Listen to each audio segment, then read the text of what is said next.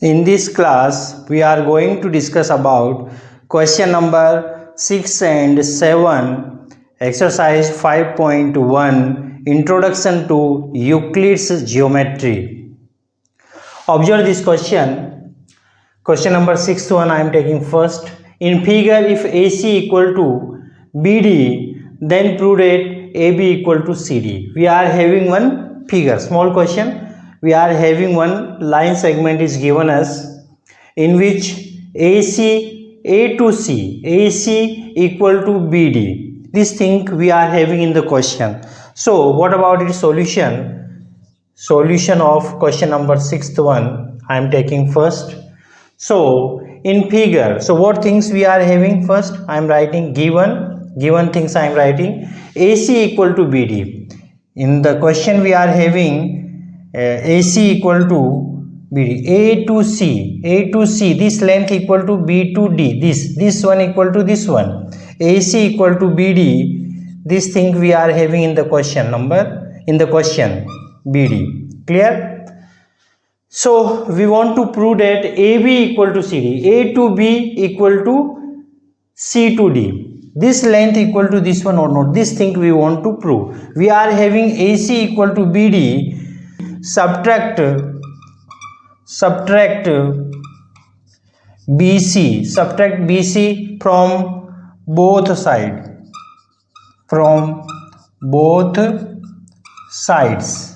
subtract. Equal can be subtracted or added in both the sides. In the equation, equal can be added or subtracted both the sides.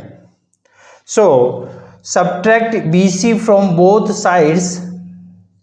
So how we will write? AC, this is what? AC minus BC will be equal to BD minus BC. We are subtracting BC from both the sides. Minus BC in this equation. Subtract BC from both the sides, then we are getting this one. Clear? Now AC minus BC, what we are getting? AB.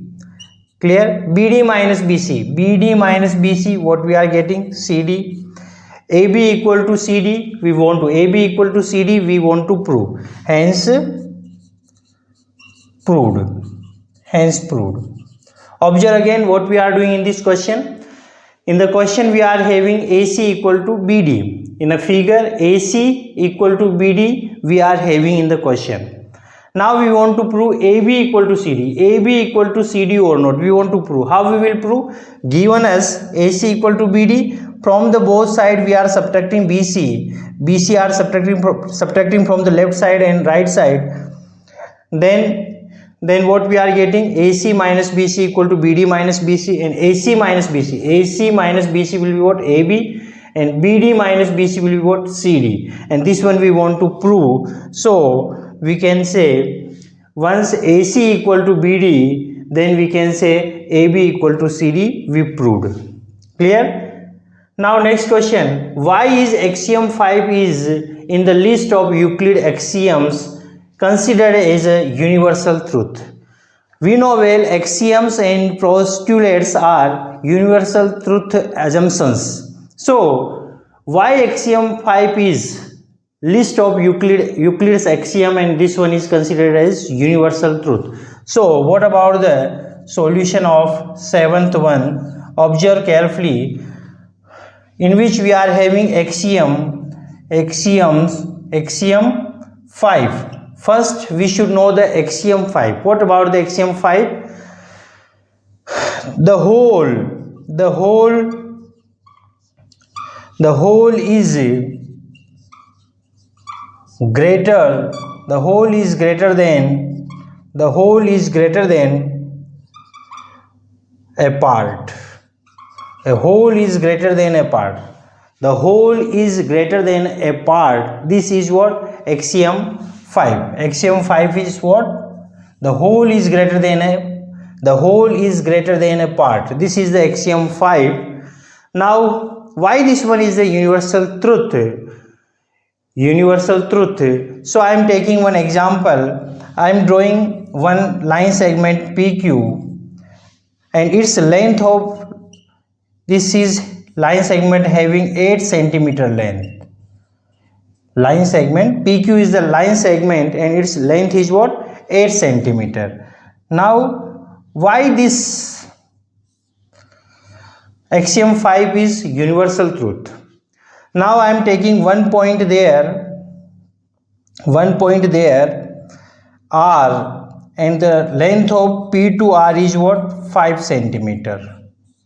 Observe, and we can say PR is less than PQ, yes or no? PR is the part and it is what? Less than or PQ, and whole is PQ is greater than of the part. PR is the part of this line segment. So what we can say? PQ line segment is always greater than of PR line segment. Clear? So this axiom 5 is what? The whole is greater than a part is what? Universal truth. Clear? So simple question. I hope you understand these two questions. That's all about this class. Thank you so much.